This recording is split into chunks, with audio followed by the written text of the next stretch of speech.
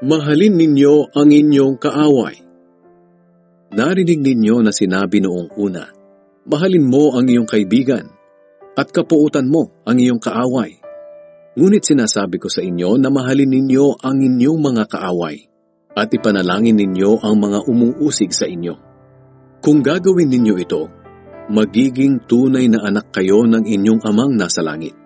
Sapagkat hindi lang sa mabubuting tao niya pinapasikat ang araw, kundi pati na rin sa masasama. At hindi lang ang matutuwid ang binibigyan niya ng ulan, kundi pati na rin ang mga hindi matuwid. Kung ang mamahalin lang ninyo ay ang mga nagmamahal sa inyo, anong gantimpala ang matatanggap ninyo mula sa Diyos? Hindi ba't ginagawa rin iyan ng mga maniningil ng buwis na itinuturing na masasama? At kung ang binabati lang ninyo ay ang mga kaibigan ninyo, ano ang ginawa ninyo na nakakahigit sa iba?